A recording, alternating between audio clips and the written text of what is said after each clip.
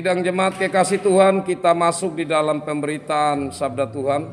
Firman Tuhan dari Injil Yohanes pasal 20 ayat 24 sampai 29. Sebelum kita membaca merenungkan sabda Tuhan, kita mohon campur tangan Roh Kudus dalam doa, dan saya mohon Bapak Penatua Epu Sinda membawa kita dalam doa firman.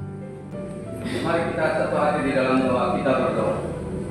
Ya Allah, Bapa kami dalam kerajaan surga, Allah yang Maha Kasih, yang telah menyatakan kasih yang begitu besar dalam kehidupan kami, sehingga kami mengutus Anak yang tunggal datang ke dunia, melakukan karya penyelamatan, bahkan Dia rela mati di atas kayu salib.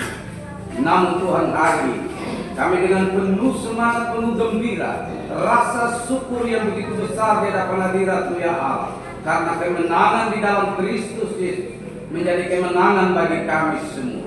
Terpuji nama-Mu ya Tuhan, kekal selama-lamanya dalam kehidupan ini.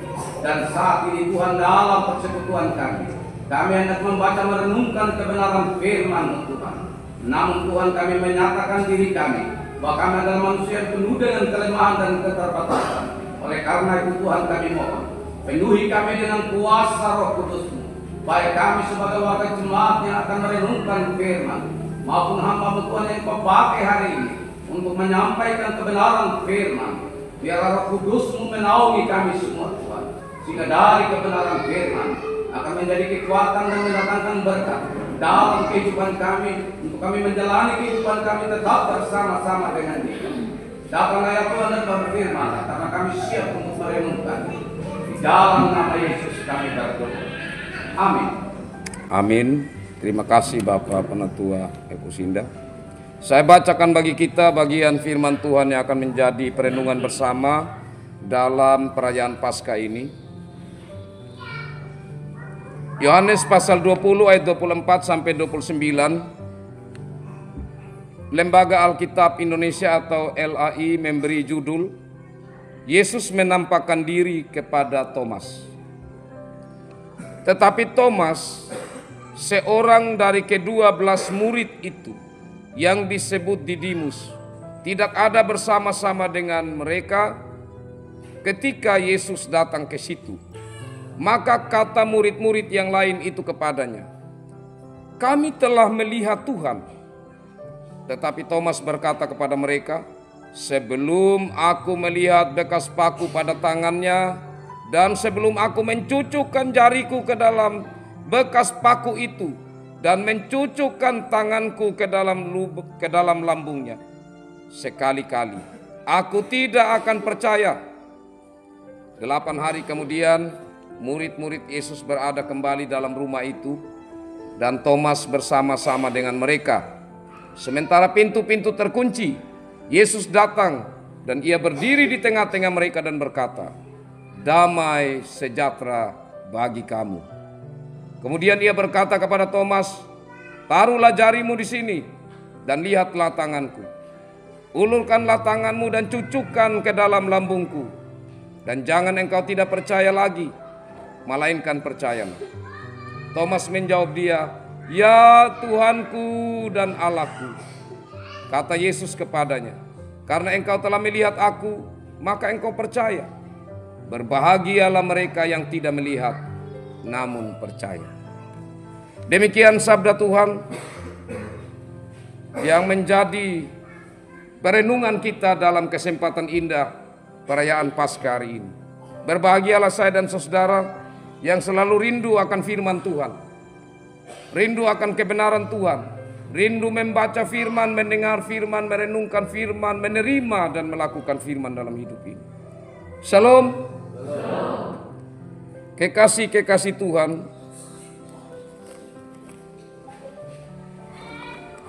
dalam perjalanan hidup ini,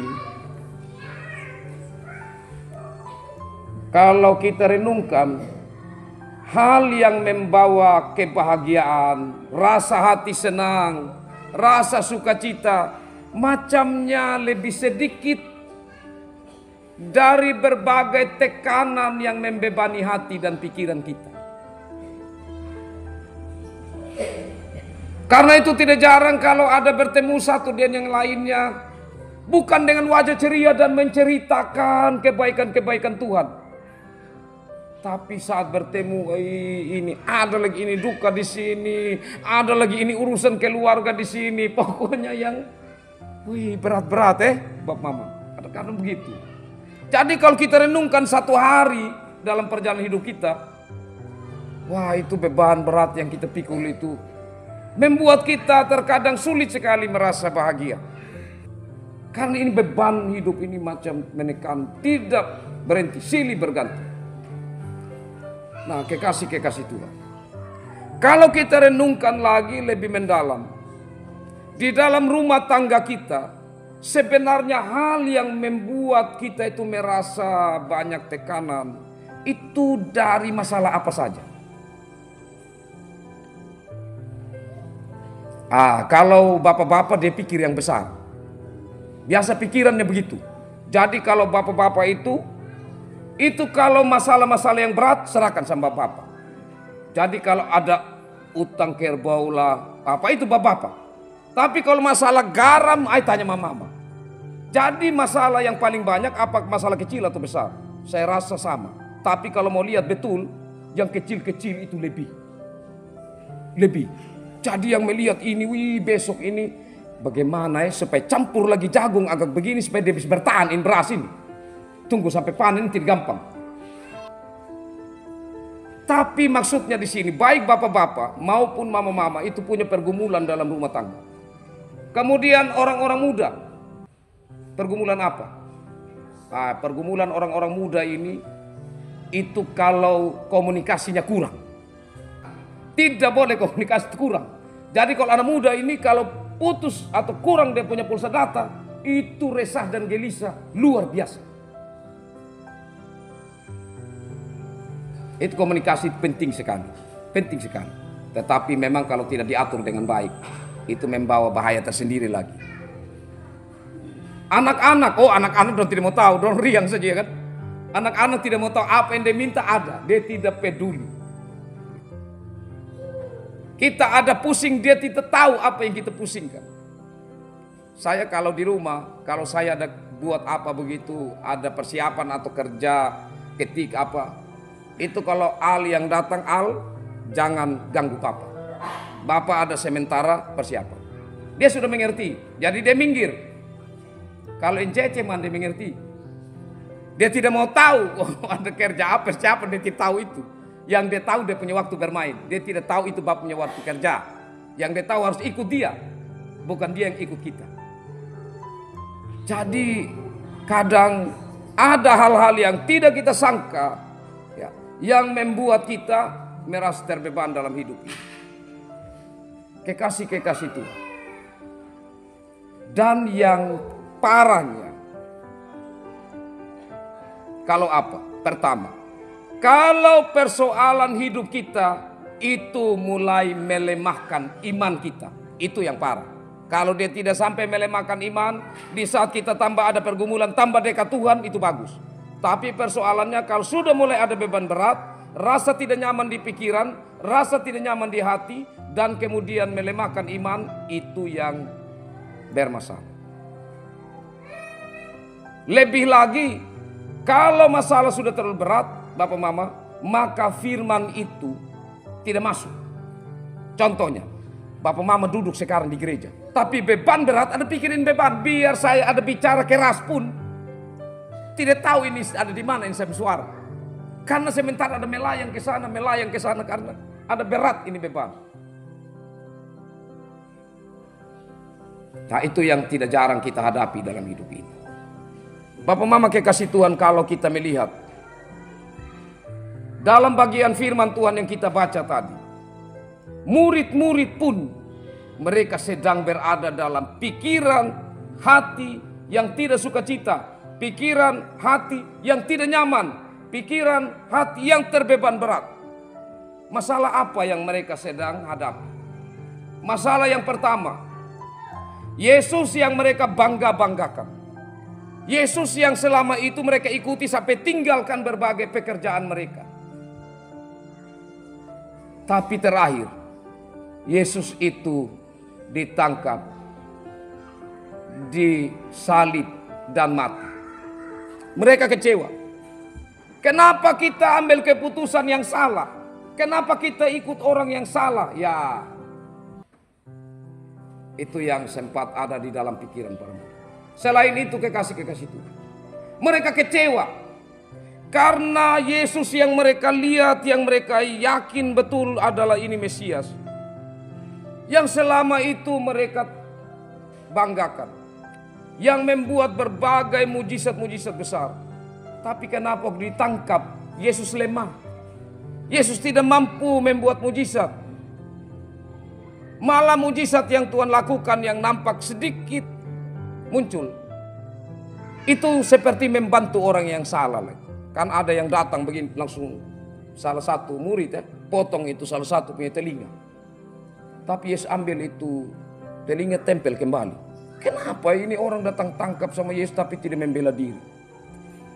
Sampai diseret, diludahi, dipermalukan, diolok, dipakaikan mahkota duri, disuruh pikul salib yang berat, digantung selama 6 jam di atas kayu salib, dari jam 9 sampai jam 3. Kenapa Yesus sama sekali tidak menunjukkan kuasanya? Ini yang membuat para murid juga kecewa.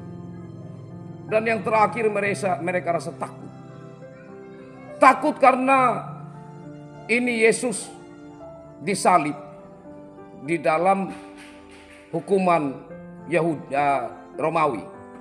Jadi tentara-tentara Romawi yang menggiring Yesus, dan hukuman itu menggunakan hukuman Romawi atau penjajah saat itu. Jadi mereka pikir pasti kami ini pengikut Yesus akan dicari, akan ditangkap juga, bisa-bisa juga kami disalibkan. Jadi lebih baik kita sembunyi. Berbagai perasaan yang tidak nyaman, tidak sukacita yang ada dalam diri mereka, membuat mereka mengurung diri. Tapi saat mereka mengurung diri, Yesus menampakkan diri kepada mereka. Saat Yesus menampakkan diri kepada mereka, Thomas tidak ada. 8 hari kemudian, Yesus menampakkan diri pas Thomas ada.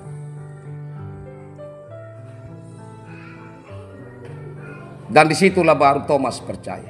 Kadang-kadang Bapak Mama kekasih Tuhan, saat kita mengalami satu tekanan batin yang berat, kita sulit melihat cara Tuhan bekerja. Kita sulit untuk menerima kesaksian dari orang lain tentang perbuatan Allah yang besar. Yaitu kebetulan saja engkau alami itu.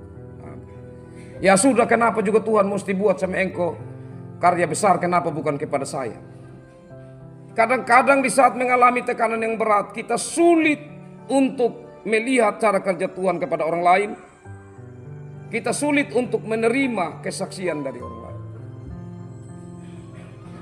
Tapi Yesus tahu keberadaan murid-muridnya. Perasaan apa yang sedang ada dalam diri mereka. Sedangkan mereka ini adalah 12 murid yang saat itu sisa 11 ya. Nanti dipilih lagi kemudian pengganti dari Yudas. Yesus mau menjadikan mereka nanti ini sebagai pemberita Injil yang membawa Injil itu tersebar ke seluruh dunia. Karena itu Yesus mau memperbaharui keberadaan hidup mereka. Jadi kehadiran Yesus kembali menemui murid-murid dan Thomas ada saat itu. Itu Yesus mau memulihkan secara lengkap pengikut-pengikutnya yang mengasihinya, meskipun tidak mengasihi secara penuh, hanya mengasihi karena ada sesuatu. Tapi Yesus mengasihi mereka dengan sungguh-sungguh. Sungguh-sungguh mengasihi mereka. Dan Yesus ingin supaya mereka semua dipulihkan. Dan kehadiran Yesus di situ tentu memulihkan keberadaan hidup mereka. Seperti Thomas saja, sampai dengan iman dia menyatakan, "Ya Tuhanku, ya Allahku." Itu ungkapan tentang terima kasih Tuhan engkau sudah hadir menyatakan diri kepada saya. Tapi juga ungkapan dia merasa terpukul. Dia merasa, Tuhan Allahku, siapakah aku ini yang layak untuk engkau temui aku. Ampunilah aku yang telah sempat tidak percaya akan peristiwa kebangkitan. Seperti itu ungkapan hati yang ada yang tertuang di dalam dua kata, ya Tuhanku, ya Allah.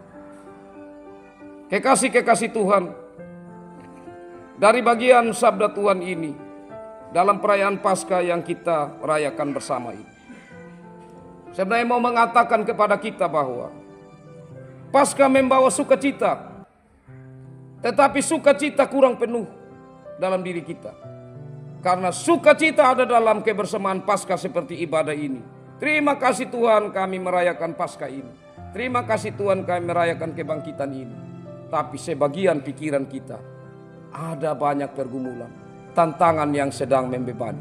Hati kita sedang ada di dalam beban. Memang itu tidak mungkin untuk kita buang. Karena kita harus terus berpikir bagaimana keluar dari pergumulan kita. Kita memiliki hati, perasaan yang bisa sakit, yang bisa terbebani. Tetapi kekasih-kekasih Tuhan, apakah kita tetap mengandalkan Yesus dan percaya bahwa Yesus yang bangkit, yang menang itu, Dia Allah yang telah melalui penderitaan, yang memahami segala bentuk penderitaan kita, dan kebangkitannya membawa jaminan keselamatan kekal bagi kita. Dua hal ini perlu perenungan yang mendalam untuk kita mengalami sukacita penuh dalam Tuhan. Kenapa kekasih-kekasih Tuhan? Karena sebelum Yesus bangkit, tentu Ia melalui kematian. Sebelum kematian, Ia melalui penderitaan. Dan panggilan menjadi pengikut Kristus adalah rela pikul salib. Kalau kita mengimani Yesus yang hidup saja tidak lengkap. Kalau kita mengimani Yesus yang mati lebih tidak lengkap. Kita mengimani Yesus yang mati bagi kita. Karena dengan matinya Yesus dosa-dosa kita dimatikan. Tetapi Yesus juga Yesus yang bangkit, yang dengan kebangkitannya membawa kemenangan, pengharapan tentang maut sudah dikalahkan, dan kita punya jaminan hidup yang kekal. Dan berbicara ini kekasih-kekasih Tuhan, kita berpikir bahwa ini apa pendeta berbicara nanti, bagaimana hidup saya sekarang.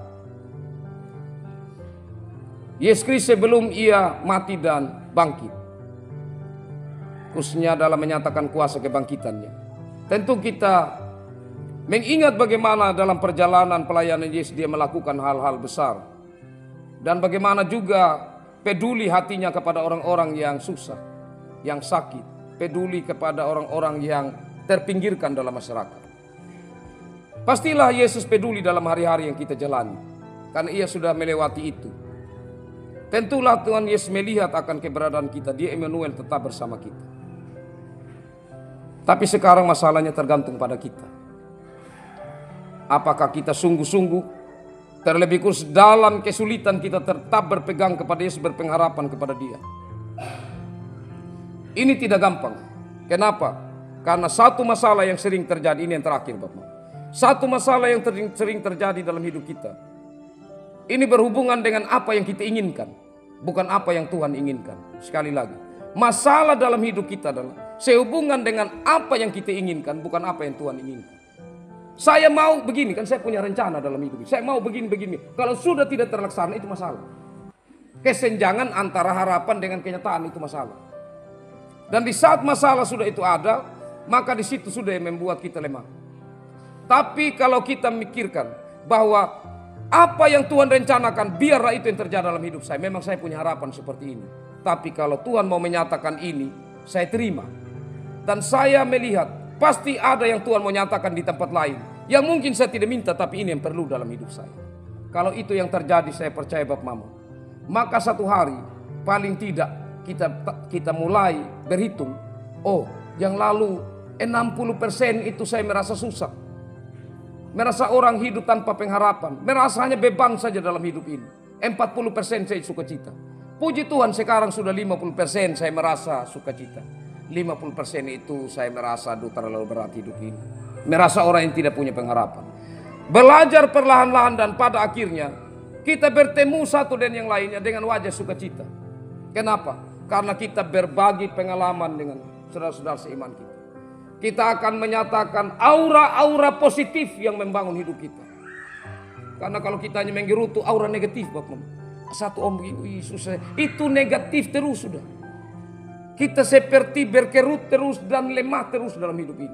Tapi coba pancarkan aura-aura yang membangun dan positif. Tapi bukan munafik. Betul-betul itu yang nyata dalam perenungan kita. Bahwa Tuhan terus bekerja dan kita alami. Itu akan membangun sukacita tersendiri dalam hidup kebersamaan kita. Dan membangun persekutuan kita. Biarlah makna Paskah ini membawa sukacita yang sungguh. Tidak saja hari ini, saat kita kembali dalam rumah tangga kita, di dalam kehidupan keseharian kita, Tuhan akan melihat bagaimana kita anak-anaknya betul-betul menghayati dan menghidupi makna Paskah itu dalam hidup kita. Tuhan memberkati firman-Nya dan memberkati kita semua. Amin.